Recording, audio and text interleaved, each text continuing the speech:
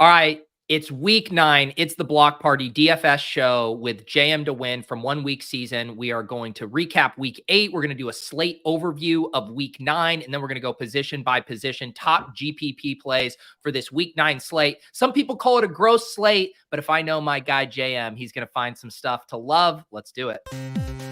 Peter's one of the greatest depositors I've ever seen. Trust the process. Let's go. I got auto match with Levitan. Bullshit. I just go the other way.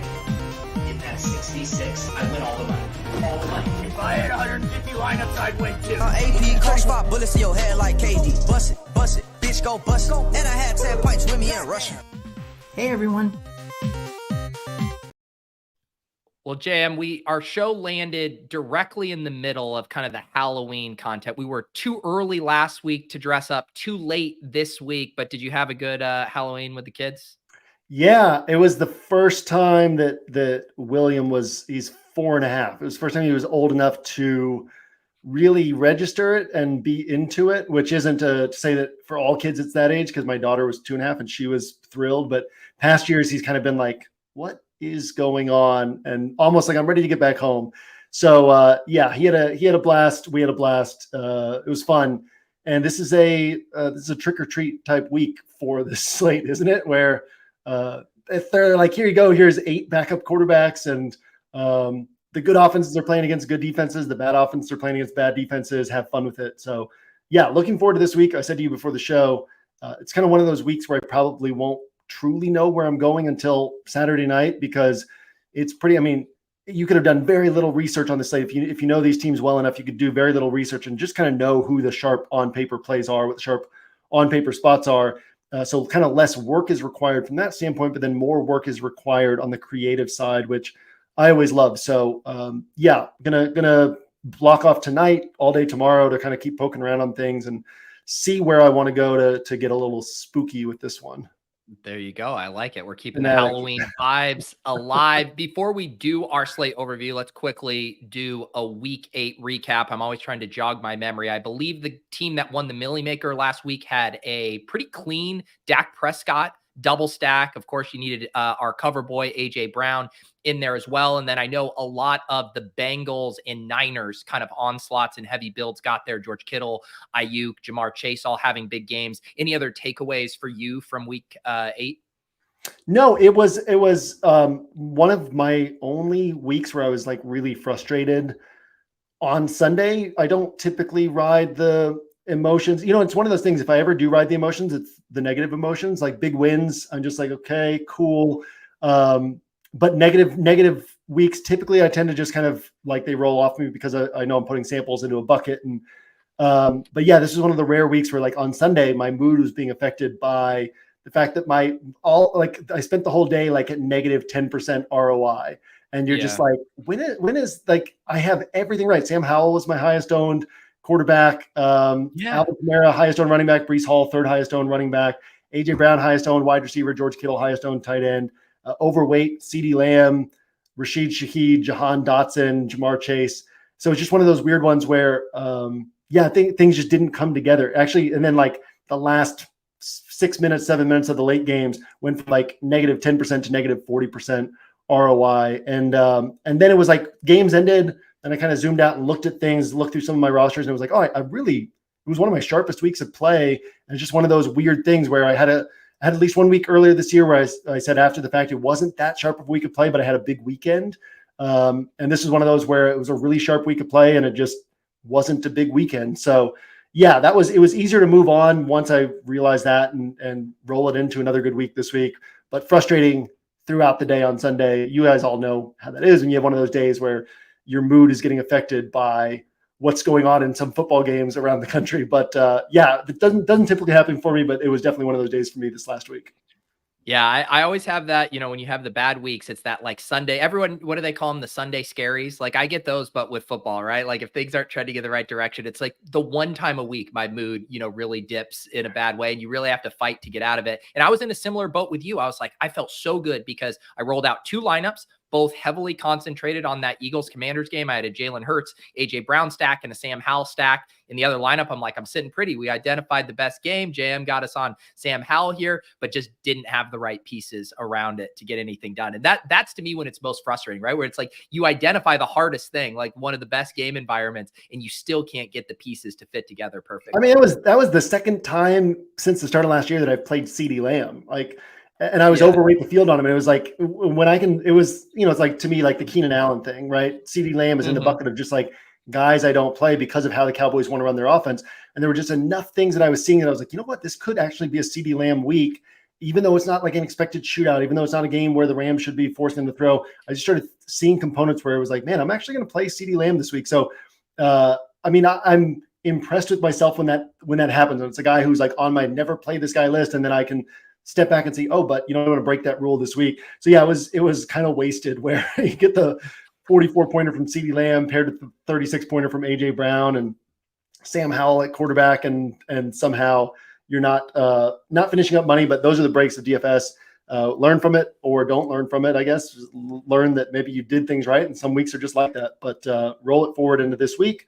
And this is a week, I mean, there's edges this week because the chalk is like nobody's happy with whatever they're playing at high ownership. Demario Douglas currently coming in as the highest projected owned wide receiver, a 5'8", 6th round rookie playing for one of the worst offenses in football. And he makes sense on paper, right? It's like he's the sharpest play on paper on the Patriots. So it's that sort of week where you're just like, boy, the chalk probably wouldn't be chalk in other weeks. And that gives us a lot of opportunity for fun strategy edges and leverage and things that we can do differently from the field, while also recognizing some things we'll have to do along with the field. So looking forward to this week. Yeah, and it's very different from last week in that, we had no bye weeks last week. There were all kinds of different ways to attack and spots. This week we have, big time bye week implications, no Jags this week. We also have, the best game of the week. We shipped off to Germany, Kansas City and Miami. We got this Bills-Bengals game, which looks very fun on Sunday Night Football. The Chargers play on Monday. So this is a very tighter slate as far as I would say premium offenses, and the totals kind of reflect that. Really only one game with a total over 45, this Eagles-Cowboys game. Any other game environments jumping out to you, or kind of macro game environment thoughts? I mean, there are games that could shoot out, but most of obviously Seattle, Baltimore, and Philadelphia, Dallas. I think that the most interesting component of the conversation is that those two games could shoot out, but the median expectation is not a shootout. And yet this slate is set up the way it is to where we'll probably see a lot of people piling onto those games. So obviously if those games shoot out, they're the games that you had to have. But also one of the questions I want to ask, particularly on rosters not building around those games, is what happens if those games underwhelm? And so there is the component of like, we know that Indy plays fast. We know that Indy can put up points. We know that Indy can allow points. So Indy Carolina could end up being a game where you get kind of higher scoring than expected. If Washington is able to, Washington has been a shootout producer, right? High pass rate over expectation, bad pass defense. So if Washington is able to find a way to score points, kind of in a tough spot in New England, then that game could become kind of interesting. Tampa Houston has some interesting components, but you also recognize these two teams typically play lower scoring games. So it's probably not going to end up being a situation of, okay, Dallas and Philly ends up in sort of closer to its median. Baltimore, Seattle ends up closer to its median, and some other game shot out and was the game that you had to have. It's probably less going to be about that than it is going to be about, okay, this player ended up separating, or this team ended up separating, or this stack ended up separating. And so, I'll be looking for games that could separate from the bunch, but also teams and players that could separate from the bunch, because it is very bunched up this week. And there's going to be something somewhere that probably that's low owned that ends up separating in a big way. Do you find yourself on a week like this where so many of the top offenses aren't on the main slate, lower totals? Do you find yourself wanting to go all in or onslaught a game, or try to get less things right, of just saying like, hey, if this is the Commanders Eagles game of last week, and then we don't have a Cowboys explosion or a Niners thing, that I just got the one good game environment right? Is that something you consider with kind of your overall builds? I won't ever force something. So if I'm seeing something that to me is relatively high confidence, then I'm always comfortable doing that. And I guess on a week like this, I would be that much more confident and comfortable doing that. But it's not, I'm going to, Joe Burrow has talked about where does he throw the ball? He doesn't throw the ball where he wants to throw it. He throws the ball where the defense tells him to throw it. In other words, whatever the defense is trying to take away, then he's going to realize that that means somebody else is open, right? And that's where he's going to go. So I'm going to let the slate tell me where to go, in that I'm not going to say, oh, like this is the type of slate where if I get the right thing right, now I'm way ahead of the field. So let me try to hunt for that right thing. So yeah, I mean, if I see something like that, I'm going to be even more comfortable on a week like this, because everything's so clumped up that if you get that one thing right, you are separating from the field so much. But I'm not going to proactively sort of hunt game by game and say, okay, maybe I'm going to choose this game or choose this game. It's going to be more about how the slate shapes up in my thoughts and whether or not I find something like that. Makes sense. I know some people in the chat referencing some late breaking injury news. I'm sure we will get to those when we go, position by position. Drake London ruled out, Curtis Samuel ruled out. We will check in on all of those. But Jam, let's start at quarterback here. There's two guys really separating from a projection standpoint: Lamar Jackson, Jalen Hurts. And then it's a pretty flat tier after that, kind of a choose your own adventure. Is that how you are seeing things? Or are there any other guys who are in consideration at the top for you? Yeah, I mean, I'm surprised that Dak Prescott isn't sitting at the very top of ownership projections and projections, just because of, Philadelphia faces a 71% pass play rate, which means that the average quarterback taking on Philadelphia would have the highest, just built a composite quarterback against Philadelphia would have the highest pass play rate in the NFL, pass rate over expectations. I believe average quarterback against composite quarterback against Philadelphia would rank third, just barely behind Mahomes and Sam Howell in pass rate over expectation.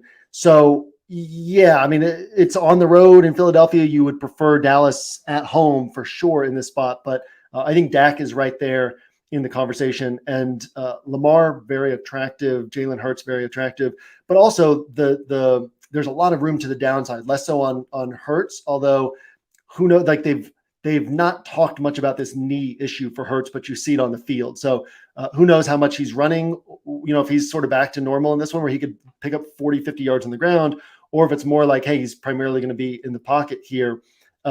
But there's definitely room to the downside on Lamar. We see it all the time, room to the downside on Lamar. So yeah, I don't think that either of those guys are a slam dunk, especially at their price tags, but they're both very much in play, especially on this slate. And then, I mean, Dak is in that conversation. And then, this is the state of the slate in that Mac Jones is coming in as one of the highest projected owned quarterbacks on this bad offense, and a guy nobody ever wants to play. And, I'm sure that people chuckle in their living rooms and offices whenever I mention potentially playing some Mac Jones on a given week. And now everybody's like, well, let's throw some Mac Jones out there and see what happens. So on a week like that, I also want to be thinking about, Mac Jones, but also like, who's playing Bryce Young? You know what I mean? Like, and I'm not saying Bryce Young's a good play, but I'm just saying, like, there's not a ton that separates Mac Jones from Bryce Young. And so I'm going to be looking for spots like that. Also, speaking of injury news, Deshaun Watson, it looks like he's going to be starting this week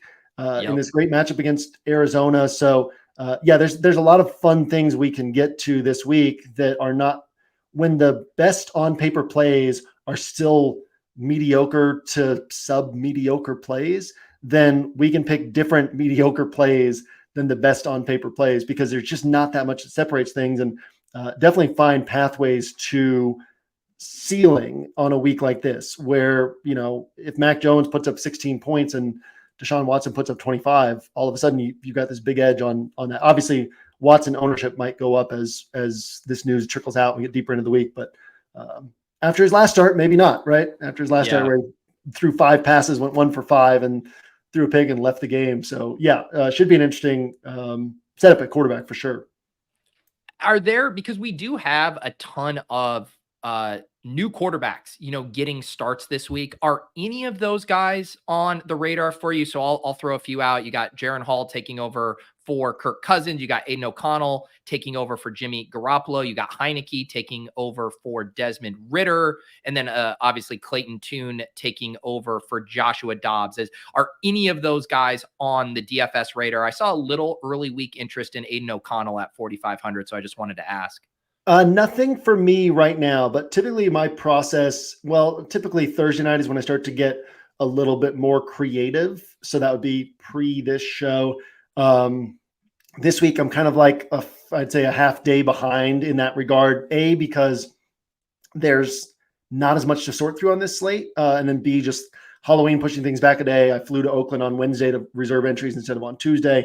But that's the type of thing like that Saturday night, like nothing on paper stands out among these cheaper guys, but it would typically be my Saturday night when I'm actually building my exposures and trying to get creative and expanding my thoughts on things that I would typically come across one of those guys. So like last week on Saturday night, I added Will Levis to my list. And then about 20 minutes later, removed Will Levis from my list, which is too bad. But, you're not going to look on paper and be like, oh, Will Levis is actually interesting. But then to me, my Saturday night process is when I sort of ask the questions about every player on every team and make sure that there's nothing I'm overlooking. And that's the point where I can kind of start seeing things like, oh, well, actually, maybe I am going to be on this this guy in his first or second start. But currently, no, I don't see anything like that. Yeah, I'm in the same boat with you. And the question I was saying is like, even with like the Mac Jones, it was even like, I liked Mac Jones relative to Aiden O'Connell or some of these other guys where it's like, okay, yeah, you're saving $400, but on this slate, is that even enough of a difference to justify going down there? Another guy who seems like he's going to be fairly popular is Baker Mayfield at 5,200. So even if you're wanting, it's like you can almost get the price savings without taking on like the bottoming out risk of these guys who have never played an NFL game, like Jaren Hall or whoever. Yeah, absolutely. I mean, there's some speculation that it won't even end up being Jaren Hall. That the Vikings really don't want to play Jaren Hall, and if Dobbs can pick up this playbook quickly enough, it's actually going to end up being, they've said Jaren Hall, but that can change. So, I mean, I don't think there's anything in the profiles of these guys that makes me say, oh, these guys are going to step in and have a big game to where it could actually win you a tournament. So, yeah, there's enough cheap guys that are viable, like Jordan Love probably gets you those typical 16 points, but he has an outside shot at 22 to 23. Same thing with Mac Jones, same thing with Derek Carr, same thing with Baker Mayfield. So, one of these cheap guys, they would have to really put up more like 28, 29, 30 points, which would be hard for them to do. You brought up the pricing difference. I think that's an interesting note on this week too, just from a strategy perspective, is that there are places where people are going to get too boxed into price tag and not play guys or play guys because of price tag. So a couple examples, DK Metcalf is 6,900 and coming in with really low ownership projections. But if he were 6,100, then I feel like everyone would be like, man, this guy's so underpriced, you got to play him. But once games kick off, we're worried about raw points. So what is it about his profile that would make people comfortable playing him at 6,100? It's that he has a really high ceiling. And on a week like this, anybody with a high ceiling who can separate, we want to be thinking about them. Similarly, we've got TJ Hawkinson's price was proactively dropped. Jordan Addison's was not.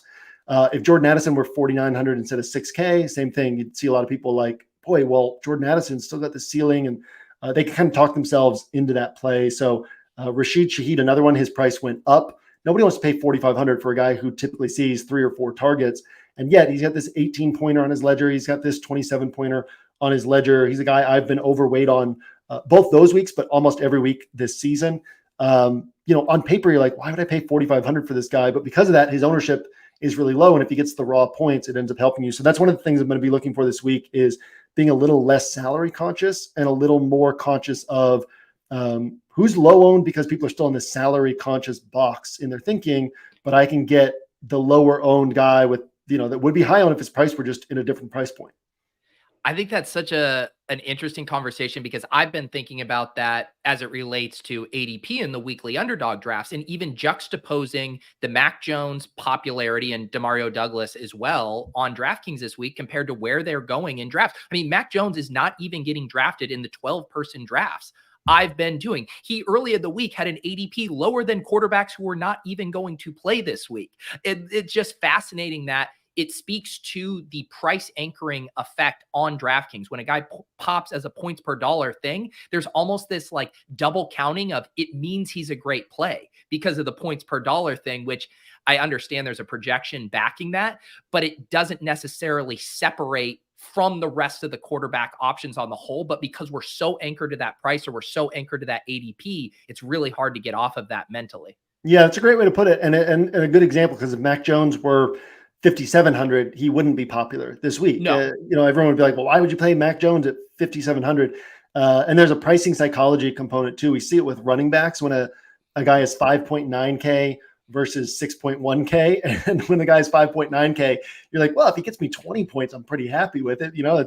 Is 5K basically, but you go up to 6.1K and it's like, I don't know, he's so close to these 7K guys. And so similarly with Mac Jones being 4,900, it pushes a different button in people's brains. It pushes a different button in the projection systems and what they tell you. And so, I'm definitely going to be less price sensitive this week and just trying to think about how do I pile as much potential for raw points onto a roster as I can.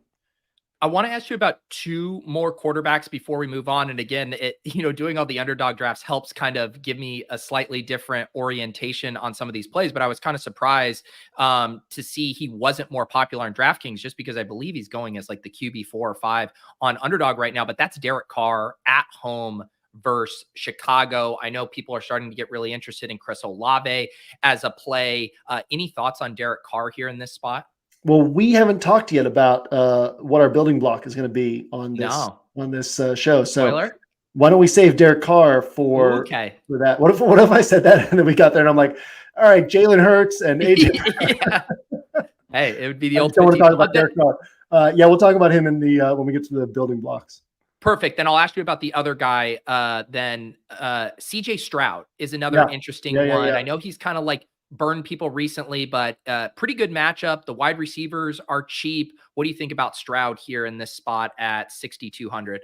I mean, what was one of the reasons that we were able to get Sam Howell at 4 or 5% owned last week? It was because he burned people the week before. He put up 10 points the week before. So yeah, I mean, whatever happened the week before weighs so little in my thinking. And I know that's not the typical way that the field thinks. I guess I'm so deep into what these teams do and all that what happens within 1 week just doesn't stand out to me. So yeah, I mean, I love it when a guy who is a good play doesn't stand out to people as a good play because they're scared because of what happened in recent weeks. I mean, realistically, we can also zoom out and say the league has tape on CJ Stroud now.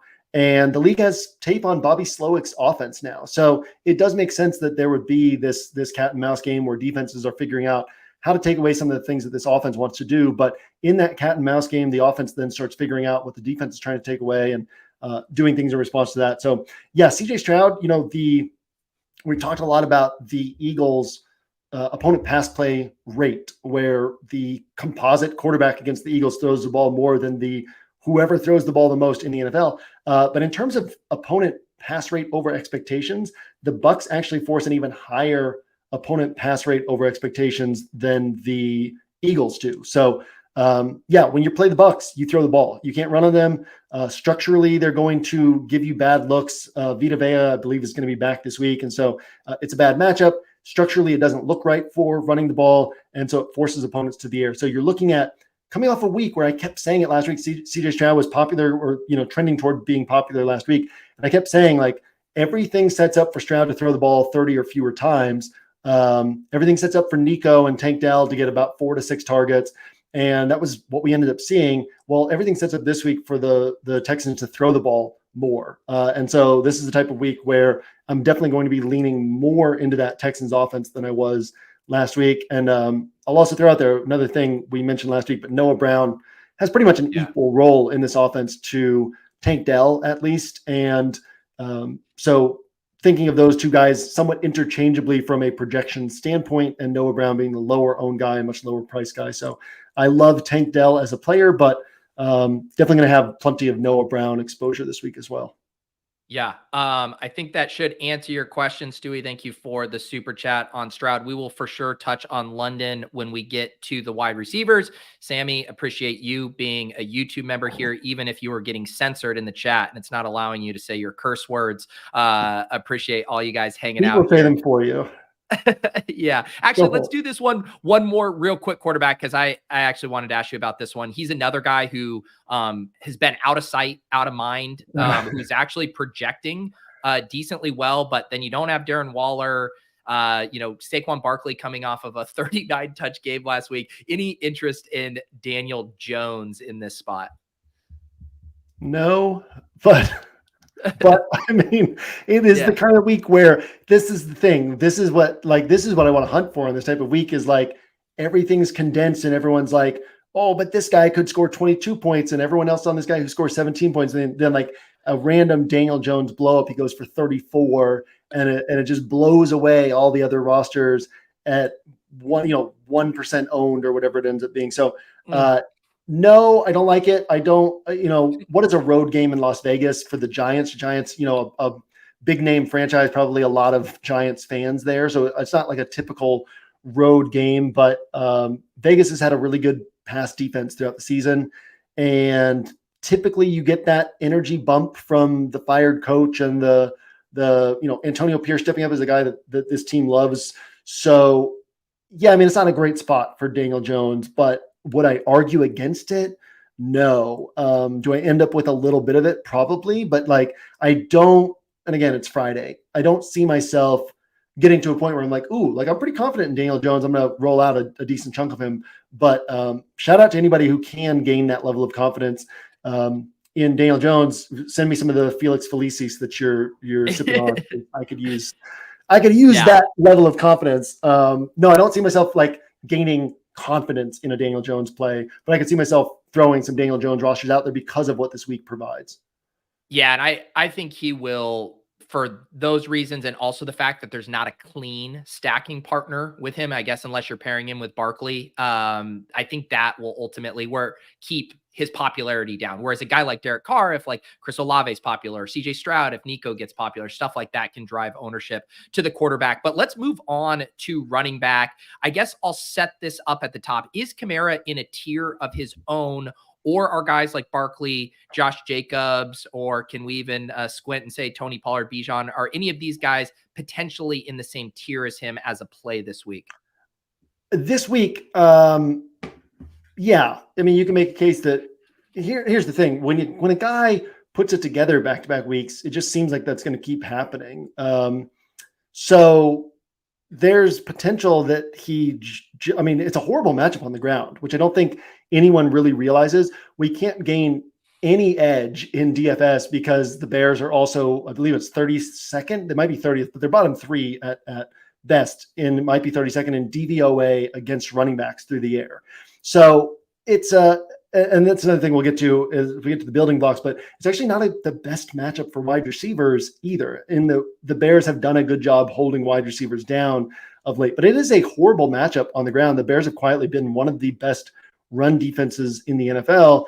And yet that doesn't really matter. It's just an interesting note that people are going to kind of look at this matchup wrong, and yet it's still a great spot for Kamara. But no, I mean, pre-touchdown PPR points per game, just to get a sense of kind of how guys are used and what their production is before touchdowns and 100-yard bonuses. Kamara is at 18.8 on the season. Every other running back on this slate is below 14. So in terms of like how far ahead of the other running back, Saquon's at 13.8. DeAndre Swift, if we take away week 1 when he didn't really have his role yet, 13.9. Bijan Robinson, take away the weird illness week, 13.0. Everybody else, Pollard 12.3, Jonathan Taylor 12.4 in his last 3, and everybody else is below 12. So Kamara is just miles ahead of everybody else, right? I mean, he's 50% higher than most of these guys in terms of pre-touchdown PPR scoring per game. So are there pathways to him ending up with like not scoring the touchdown and he ends up with like a 17 to 18 point game? Very much so. So like at his price tag, I don't think that he's just like a slam dunk. I'm playing him on 100% of my rosters. If there's a running back I'm playing on 100% of my rosters, it's probably Jonathan Taylor. Okay, now let's talk. So now let's talk. Yeah, what questions do you have on that? Yeah. Well, I have lots of questions. Ever since the Ritter week, when so many people were like shouting us out for, thanks for the Ritter stack, I won this much money. I'm now hesitant to put like stamps on players, because the point of the show is not for us to tell people who to play. It's to kind of work through some of the angles on the slate and provide additional thoughts for people to layer in. And so I don't want to like say something like this and then everyone's like, all right, I'm locking in Jonathan Taylor. Yeah. But I might be locking in Jonathan Taylor. You know what I mean? So like, that's what I'm doing this week. Potentially. Well, it's Friday. We don't know. And let me play devil's advocate, and because I'm going to do it as someone who likes Jonathan Taylor a lot. And it seems like the market likes him. He's been going high in the underdog drafts. He's projecting for a decent amount of ownership. I get it too, right? I mean, this is a Carolina defense that's been very bad against the run, unless it's the Texans running game going against it. But I think the concern, right, is he had 90 some rushing yards in the first half last week, and then is barely used in the second half. Zach Moss continuing to kind of hold him off to an extent, playing very well. Then you get the coach speak. I don't know if you saw some of those interviews talking about, hey, we're going to ride the hot hand. Zach Moss is still a big part of this offense. And so I think if you didn't have that equation, like JT would be the most popular running back on the slate, like pretty easily. But I think the Zach Moss stuff is planting just enough doubt in drafters' minds right now. Yeah, which in a sense we like that, right? We would prefer there to be. I would prefer there to be more doubt around the situation. I was pretty disappointed when I looked at ownership for the first time this morning and saw JT up in like the 20% range, because I would prefer him to be 8%, 12%, where everyone's like, I don't know. It's one of the things I was recommending this week in Winner Circle which is if you're unfamiliar with the site, it's our Wednesday training show where we look, talk macro DFS strategy theory through the lens of the week behind, lens of the week ahead. All these OWS pennants we see at the tops of the leaderboards every week. Most of them are Inner Circle members because they get this training all the time and how to play sharp DFS. One of the things I was talking about this week is the value of like throwing negative comments out of your mind, in that like, I've had so many times where I'm high on a player because this data point makes me like them and this data point makes me like them. And then I hear somebody really sharp bring up like a negative data point. And then it's like, oh, I hadn't thought about that, right? Well, there are negative data points on any player, but if we can, we're looking for the ceiling. We're not looking for the ways that a guy can fail. We're looking for how can he succeed and how high of a rate how high can his ceiling be? And those are the positive data points that lead to that. So similarly with this Jonathan Taylor situation, it's like everyone's latching onto this idea of Shane Steichen saying, ride the hot hand. But like in context of everything he said this week, that hasn't been his focus. So first off, he had to answer a lot of questions on Monday this week about Jonathan Taylor's usage. And he walked through the whole third quarter. He kept saying, like, would we have liked to get JT more touches? Yeah, we would have. But he walked through the whole third quarter where their first drive, they had like penalties, sacks, and they kept having like second and long, third and long situations on that drive. So Taylor was on the field, didn't get touches because it didn't set up for him to have touches. I believe it was then the second drive that it was a Zach Moss drive, right? So they put Moss out there and Moss got that drive. And then the next drive, there ended up being a turnover. And then the game was kind of getting away from them. Like they only had 3 drives in the third quarter. Now it's all of a sudden the fourth quarter and the game's getting away from them. So it wasn't like they were purposing to not get Jonathan Taylor these touches. It was just the way that the game went, in a game where they were trailing against a really good Saints run defense that isn't typically where you're going to get upside from the running back position. So then same thing, Jim Bob Cooter, offensive coordinator for the Colts. If you aren't familiar with Jim Bob Cooter, I'm not making a joke. That is a real name. That is the offensive coordinator for the Colts. But Jim Bob Cooter was also having to answer questions about this on Monday. And somewhat humorously, one of the reporter, Cooter said, Cooter said, together, JM. Laughing at people's names isn't like you can't choose your name, but like I'm sure Jim Bob Cooter knows that his name draws laughs. So he said, a lot of times like media will blow something like this out of proportion, and then the next week like that player will see a bunch like a lot more touches. And one of the media members then said, so you listen to us and then end up fixing the problem. Yeah. Which isn't necessarily the way that the coaches are processing this, but when you're continually having to answer questions about something like this, it does put that thought in your mind. And then you're like, well, let's get JT going this week.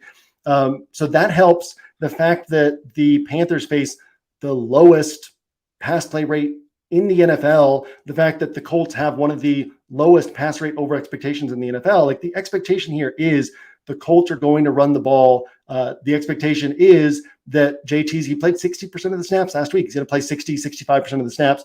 And could be a week where, he gets 18 to 22 touches and Moss gets 14 to 16 touches. But I do think that JT gets 18 to 22 touches this week. It would surprise me if he doesn't get into that range. And if he gets into that range, then he's a guy I want to have a decent amount of exposure to. Yeah. The one exception to your thing about maybe taking suggestions from reporters who are needling you, it's Arthur Smith. That man is impervious to any suggestions of player usage. I love Arthur Smith, and everyone hates on Arthur Smith, and they hate on the way he is with the media. Arthur Smith is, you know what? I was listening to a PFF podcast this morning, and they were like ragging on Arthur Smith, but Arthur Smith always rags on PFF, so they're probably hurt and want to take some shots back at him. But Arthur Smith is the man. I'll enjoy him as long as he keeps that job, which might not be too long. But it's fun. Yeah. Let's cover a little bit more ground at running back before we move on. It looks like one of the best points per dollar values that's popping up now with Dameon Pierce unlikely to play is Devin Singletary. Some chatter in the chat about him. He is only 4,300 at home here. Tampa Bay's been pretty good against the run. So I'm curious how you think about Devin Singletary as a play at that price tag. Combined Singletary and Pierce, I looked this up last night, combined, I think they're averaging like 12.3 DraftKings points per game. So, he gets all the touches. He gets the 12.3 points for this backfield. At the same time, like, could Singletary end up more involved in the pass game? And could he end up picking up 14 points, 16 points, 18 points? So no, he's not like jumping off the page to me, but certainly not a guy I'm crossing off my list either, because any guy who's going to see, and realistically, he's probably not going to see 85% of the snaps. That's just not the way that most teams operate, but anybody who's going to see 65% of the snaps at that price tag is certainly in the mix. Yeah, and I just pour a little extra cold water on the Singletary stuff too. They're legit using Andrew Beck at the goal line. Anyone who had Dameon Pierce last week is familiar with that dynamic. And Mike Boone's actually getting a little bit of work as well. So I envision Mike Boone will also see his role expand a little bit with Dameon Pierce out. So just something to consider if you're thinking Devin Singletary is going to consolidate every touch in that backfield. One I also wanted to ask you about, because it's a great matchup. There's a lot of ambiguity. They're getting Deshaun Watson back. Thoughts on this Cleveland backfield and specifically Jerome Ford?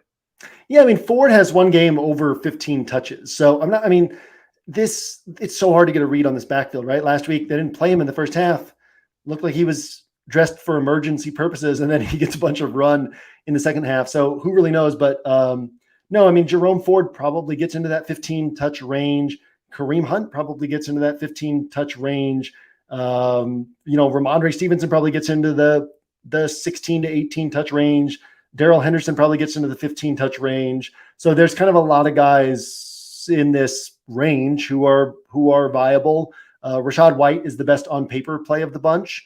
But, there's a lot of different directions you can go in this 5K range, and none of them really stand out to me as super great plays, but all of them are, in the context of this slate, all of them are perfectly fine, perfectly sharp. So there's no, none of them are anybody. I would say this, like, my caution, anybody watching, listening, would be, don't go too deep down the path of convincing yourself that, like, oh, this guy is dramatically better than this guy in this price range, because really, like, a lot of it's pretty clumped up, and probably the sharpest way to play this is going to be to, like, build some strategy angles around exposure to all these guys, as opposed to saying, oh, this guy, like, let me put my stamp on this guy, because maybe you guess right and that guy has the biggest game, but there's nothing that really separates a lot of these guys from one another this week. Yeah, I think that's a good way to frame it. Real quick before we move on to wide receiver, just because he is down in that 5,000 range, and because we also did get the report about an hour ago, the Panthers saying Chuba Hubbard would start at running back this week, kind of an official flippening with Miles Sanders. Any love for Chuba here? I don't know. I don't think so. I mean, not any more than anyone else. Yeah.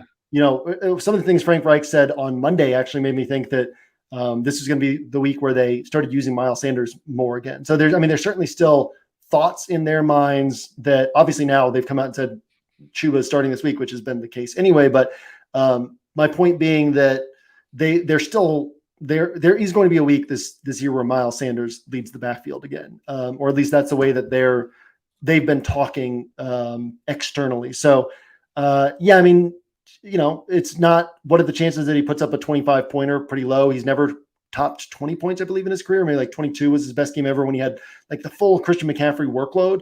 But no, he's not a bad play either. So just not a play that stands out from the bunch, but certainly in the mix with these other ones.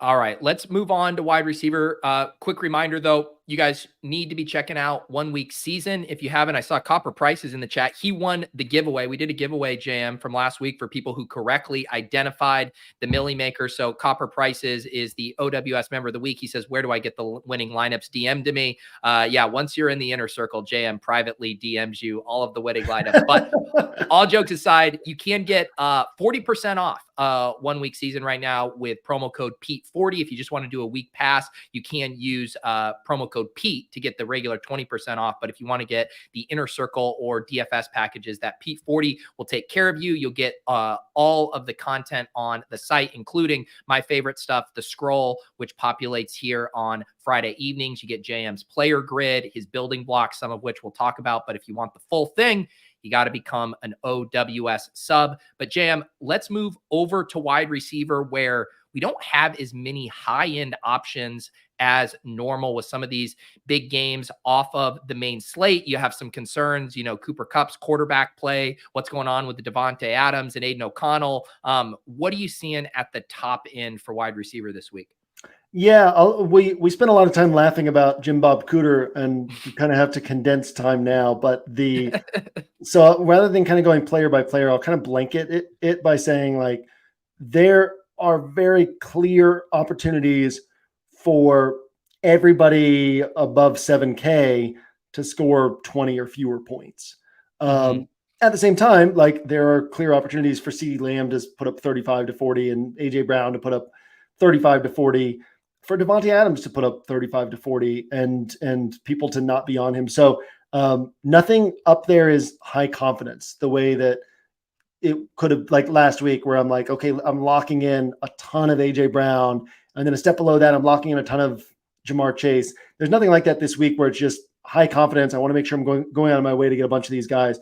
But that's not to say that, because the whole slate's kind of like that. So that's not to say that I won't have 30% exposure to one of these guys, but it's just to say that that's not a starting point for me, because there are very clear pathways to any of these guys underwhelming this week. Yeah, let's do the Demario Douglas conversation. It looks like he is going to be the most popular play on the slate, which is just, it speaks to how sick DFS is. The Patriots just absolutely decimated at wide receiver, and yet this unheralded rookie slot guy here at $4,000 salary is going to be the guy everyone's jamming in. Obviously, this Commander secondary is one we've enjoyed picking on all year. Does Demario Douglas make your short list this week? I mean, on paper, yeah, but also this is a guy whose best game is 11.4 DraftKings points. His role isn't going to dramatically expand. He plays the slot, right? He's not going to play on the outside. He's 5'8".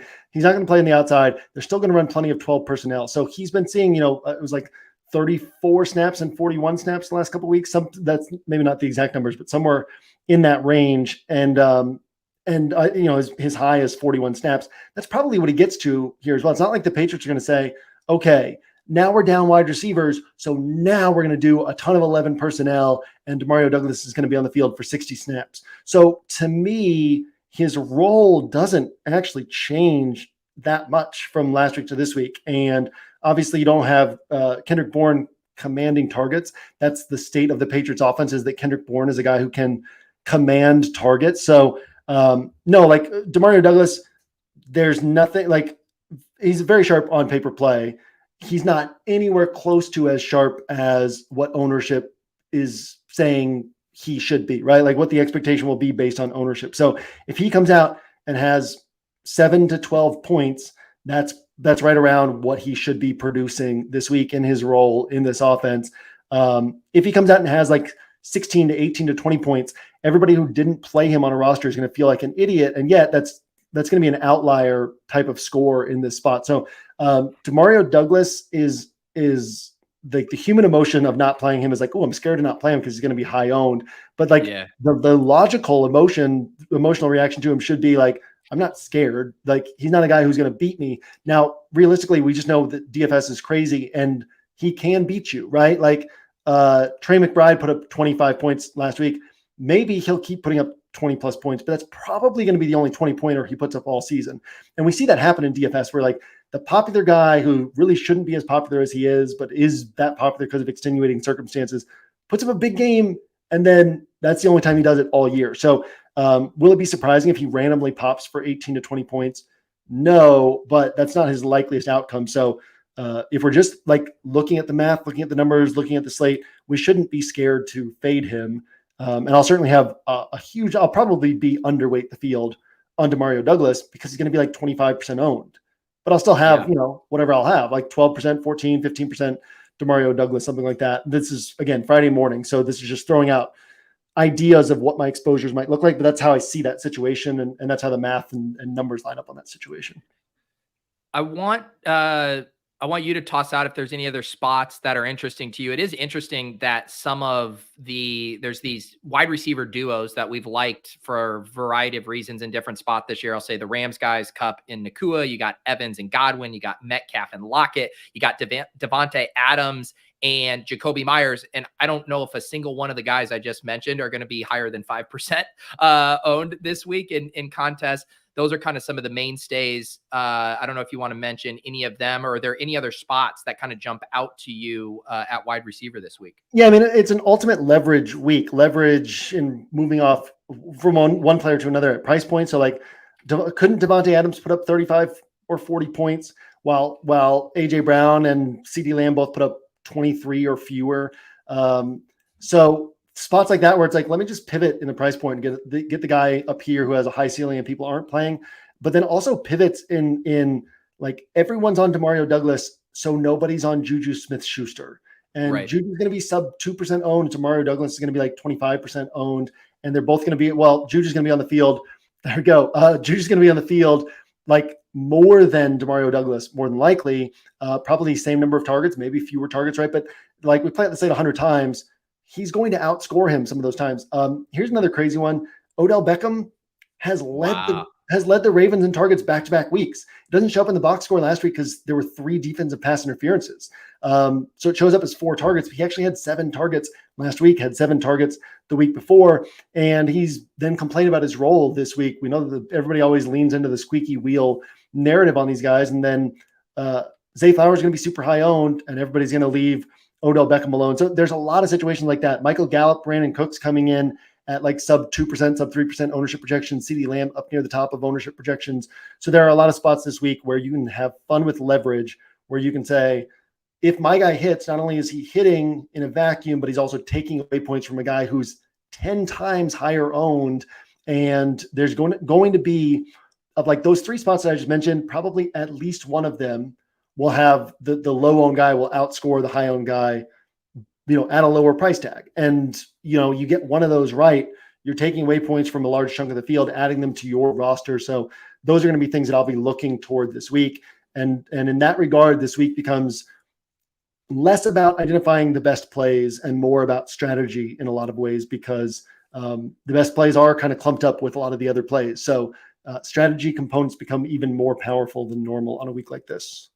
Man, I love the Odell Beckham shout out. I don't know if I would have noticed this without you pointing it out, because I've been a little bit down on Zay as like a chalk play. He's been, pretty popular each week, but when you look at his ADOT, he hasn't been having much of a downfield role. It's kind of like the Wan'Dale Robinson effect, but with a better quarterback.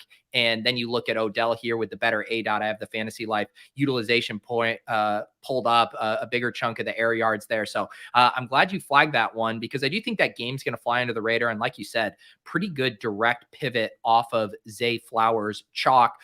Someone in the chat had asked about the ramifications of Drake London being out this week. Is that a spot in general you like for the Falcons? And who do you think is the biggest beneficiary with him out? I would guess the tight ends. I mean, I don't think Kadarius Hodge or I mean, Van Jefferson, he dropped that pass last week that could have kept their drive going. Potentially they win the game there. I don't think either of those guys can put up a tournament winner. If they prove me wrong, good on them. So I would think that the tight ends, but I've been in the habit of just avoiding players against the Minnesota defense this year, primarily because the talk early in the season was, oh, this defense is so bad. Since the game against the Chargers, which is the last time I went out of my way to pick on them, since that game, they have played really well. And it's the Brian Flores effect where it doesn't matter what the talent is. He's got this 3 safety defense that is throwing opponents off. He's got all this stuff that's throwing opponents off. And so, yeah, it's not a game where I look and I'm like, oh, the Falcons are probably going to have a big game here. It's probably another one of their typical 16 to 24 point scores. And, it's just not a great spot for this offense as a whole. So nothing, just because Drake London's out doesn't mean that I'm necessarily jumping on somebody else. Drake London typically 7 targets. So there's kind of a target goes here, 2 targets go there, a target goes here. I don't think that it leads to a huge spike for any one player. Before we start building our lineup, I want to ask you about one more pair of wide receivers. It's the other side of the Demario Douglas game. I'm guessing McLaurin might end up being a pretty popular bring back if people are rolling out Mac Jones, Demario Douglas stuff. Curtis Samuel ruled out. Jahan Dotson coming off his first really good game of the season. Any love for Sam Howell with his pass catchers here? Yeah, I've been back and forth on that. I've gone through the list, but like the Patriots have played everybody good, like every good wide receiver, every good running back, every good quarterback, and haven't allowed production to anyone except one time to Tua, Tyreek, Waddle, one time to Mostert, best offense in football. So yeah, on paper, I don't like it, but at the same time, given what this slate provides, and then thinking like we said with the Daniel Jones thing, like what could be the one spot or one of the spots where it's like, oh, and this guy separates by a ton. Commanders are definitely in that conversation. They're going to pass so much that something could happen. And Patriots defense, similar to the Vikings defense, in that there are some of their parts defense as opposed to the individual pieces defense, but some of the parts aren't that great right now, especially JC Jackson. There's chances to pick on him, opportunities to pick up some big gains through the air on that side of the field. So this Commanders offense is one that kind of keeps cycling through my thoughts. On paper, it's not a great play, but it could be one of those spots that I end up with more exposure to than expected. All right, we are going to transition over to building a lineup. There's a few plays I've been wanting to ask JM about, but I know they're going to come up here in this lineup build. I also want to mention, I see a bunch of you guys who are YouTube members in the chat. Want to remind you that gets you access to multiple premium things. One, you unlock the Discord in the Deposit Kingdom. We have the Hand Builder and Opto Bros channel. Lots of good DFS discussion in there, including resources for the showdown slates. I shared the leverage plays, some of the stuff from Run the Sims and their Sims for those slates, so you can hop in there.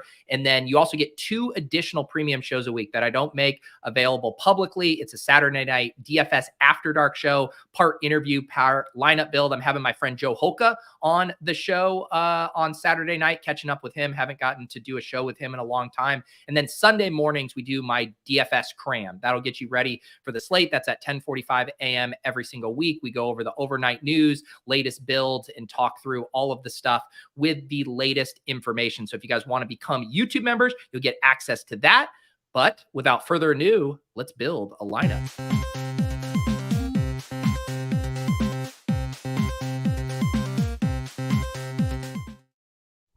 I once again have the Deposit Kingdom Weekly League pulled up here. This is a rake-free tournament that DraftKings hooks us up with. There's 315 out of the very nice 420 entries right now. This will fill by tomorrow afternoon. Jam is giggly today. 420 Cooter references. He's channeling his adolescent self. JM, kick us off here with the building block you'd like to go with here for this lineup. Yeah, so we're going to go with Derek Carr and Alvin Kamara in this one. Back-to-back weeks would have kept you on a 180-point pace. And this is one of those weeks where, like maybe CeeDee Lamb doesn't hit and Brandon Cooks hits instead, and like Dak plus Brandon Cooks can keep you on a 250-point pace. But a lot of these stacks, like available stacks this week, another nice one is Baker Mayfield plus Rachaad White, where 4 out of 6 weeks they've kept you on 160 to 190 point pace. A lot of the nice stacks this week aren't actually going to keep you on a 200-point pace. But it's like, well, okay, let me get this floor of points right here, and then we can build in some ceiling and other spots from there. So Carr, and that's not to say that Carr plus Kamara can't keep you on that 200-plus point pace. It's just to say that it hasn't happened yet. And it could obviously finish lower because back-to-back weeks doesn't mean it's going to happen again this week. But what I like about this is you go through the game logs. The Bears, ever since that game against Mike Evans, 171 yards from Mike Evans. Ever since then, the Bears have done an excellent job holding down wide receivers. So I like Chris Olave a lot as a player. He's talked about being in a slump right now, and what happens with slumps, you eventually break out of them, right? I have been way overweight the field on Chris Olave week in and week out, but what's the time to like have a ton of ownership on a guy like that when everybody's off of him or when everybody's on him? So in a spot where the Bears have been good at holding down wide receivers, and because this slate is so thin, everybody's moving over to Chris Olave. So this isn't to talk anyone off Chris Olave. I'm sure I'll have plenty of Chris Olave, but I think that a really interesting way to attack this game is Carr plus Kamara. We'll see a lot of Kamara this week, but probably not with Carr. We'll see a lot of Carr this week, or a decent amount of Carr this week, but probably not with Kamara. So putting them together gives you a really nice way to play two plays that are obviously pretty sharp on this slate, but do it in a different way than the field will be doing it. Do you think you could win a tournament? And of course you could, right? But I'll say more generally, do you think it's possible or likely to win a tournament with Carr to Kamara if they don't connect for a passing touchdown? I'm just trying to think through like the stacking and the correlation angles there.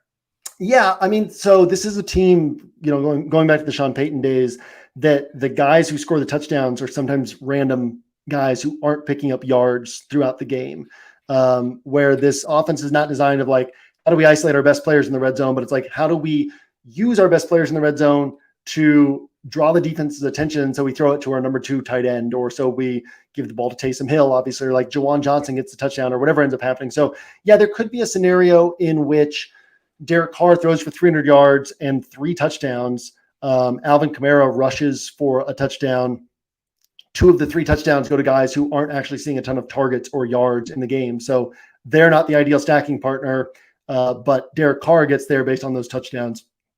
Also, if Carr has a 300-yard 2-touchdown game, which he's done plenty this year, that could be enough on a week like this. So I think it's possible. Obviously, ideally, you would get the Carr to Kamara, but also the fact that that is very much within the realm of possibilities kind of makes it like it's an interesting discussion, but like we can't know if Carr to Kamara will hit for a touchdown, but we know that it's possible that it can hit for a touchdown because of the usage there.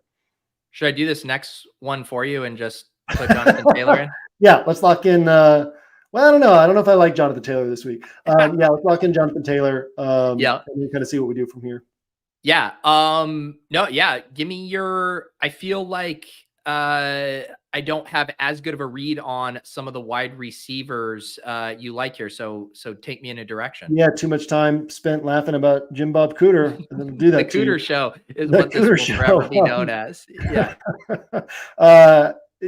Like this is one of those weeks where a lot of it is going to come down to strategy for me. So I would honestly, like, just from a standpoint of what we've discussed and what's interesting on this slate, I think that the idea of throwing in either one of these 2 guys, Juju Smith-Schuster or Noah Brown, let's throw in Juju, because we don't even need Juju to have a big game.